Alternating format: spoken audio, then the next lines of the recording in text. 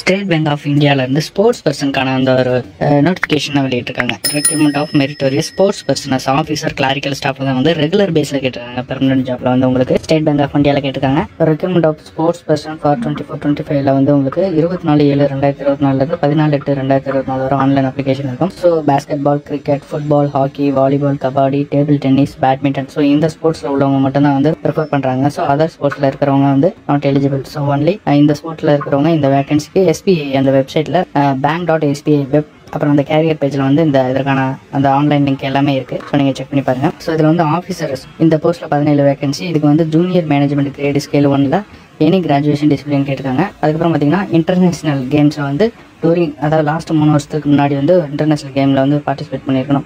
Age வந்து 21 வயசுலேருந்து 30 வயசுக்குள்ள. அடுத்து கிளாரிக்கல் ஸ்போர்ட்ஸ் பர்சனில் 51 வேகன்சி. கிளாரிக்கல் கேடரில் எனி டிகிரி தான். இதுக்கும் 20 வயசுலேருந்து 28 வயசுக்குள்ள. So state in national event அல்லது டிஸ்ட்ரிக்ட் ஸ்டேட் லெவல் ஈவெண்ட்டில் அல்லது inter university with distinction or member of the combined university team with distinction. So இதில் ஏதாவது இருக்கணும். டோட்டலாக 68 வேகன்சி வந்து கொடுத்துருக்காங்க. ஏஜ் லிமிட் கொடுத்துருக்காங்க 5 இயர்ஸ்க்கு. ஆஃபீஸருக்கு வந்து 85,000, கிளாரிக்கல் ஸ்டாஃப்க்கு வந்து 64,000 மேல் சேலரி கொடுக்குறாங்க. இந்த ஆஃபீஸர் இந்த எலிஜிபிள் பார்த்தீங்கன்னா DA இருக்கு, HR, ACCA, PF, continued pension fund இருக்கு. ஸோ மெடிக்கல் ஃபெசிலிட்டி, ஸோ இது எல்லாமே கொடுத்துருக்காங்க. List of sports for recruitment meritorious sports பர்சனில் வந்து badminton, table tennis, volleyball, kabaddi, hockey, football, cricket, basketball இதெல்லாம் கொடுத்துருக்காங்க. செலெக்ஷன் பார்த்தீங்கன்னா short list and assessment test இருக்கும். ஸோ ஃபஸ்ட்டு வந்து ஷார்ட் லிஸ்ட் பண்ணுவாங்க, அதுக்கப்புறம் அசஸ்மெண்ட் டெஸ்ட். ஸோ பேராமீட்டர் 1 வந்து assessment of organised sports achievement, 2 வந்து general intelligence, knowledge of game, personality extra இது எல்லாமே இருக்கும். பேராமீட்டர் 3 வந்து ஆக்டிவ்னஸ் அண்ட் ஃபிசிக்கல் ஃபிட்னஸ் இருக்கும். கால் லெட்டர் வந்து உங்களோட இமெயிலுக்கு வரும்.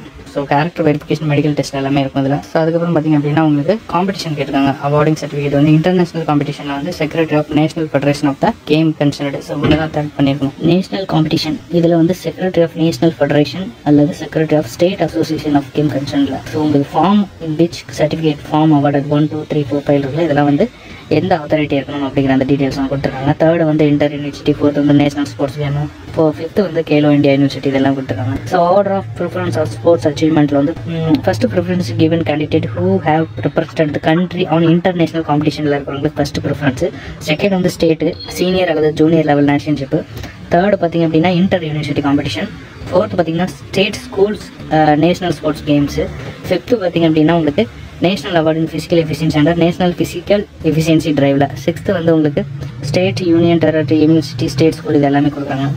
ஸோ செக் பண்ணிங்க. எப்படி அப்ளை பண்ணுங்கிற அப்படி அந்த டீட்டெயில்ஸ் கொடுத்துருக்காங்க. கைட்லைன்ஸ் கொடுத்துருக்காங்க. ஆன்லைனில் ஃபில் பண்ணுறப்ப என்னென்ன நீங்கள் ரூல்ஸ் ஃபாலோ பண்ணணும், என்னென்ன அப்லோட் பண்ணணும் அப்படிங்கிற அந்த டீட்டெயில்ஸ் எல்லாமே கொடுத்துருக்காங்க. பேமெண்ட் வந்து 750 ரூபா வந்து பே பண்ணணும் ஜென்ரல் EWS OBC கேண்டிடேட்டுக்கு. ஸோ SC ST டிசபிலிட்டிஸ்க்கு இவங்களுக்கு வந்து எந்த வித பேமெண்ட் ஃபீஸும் கிடையாது. ஆன்லைன் மூலமாக நீங்கள் பே பண்ணிக்கலாம். அப்லோட் டாக்குமெண்ட்ஸ் வந்து என்னென்ன டாக்குமெண்ட்ஸ், என்ன சைஸில், என்ன ஃபார்மேட்டில் இருக்கணும் அப்படிங்கிற அந்த டீட்டெயில்ஸ் கொடுத்துருக்காங்க. ஸோ செக் பண்ணி பார்த்துக்கங்க. ஜென்ரல் இன்ஃபர்மேஷன் கொடுத்துருக்காங்க. ஸோ மற்ற டீட்டெயில்ஸ் எல்லாம் டீட்டெயில் நோட்டிஃபிகேஷன் கொடுத்துருக்காங்க. செக் பண்ணி பார்த்துட்டு உங்களுக்கான எலிஜிபிலிட்டி இருந்தது அப்படின்னா நீங்கள் லாஸ்ட் டேட்டுக்கு முன்னாடி நீங்கள் அப்ளை பண்ணிடுங்க. மீண்டும் ஒரு பதில் சந்திக்கிறேன். நன்றி, வணக்கம்.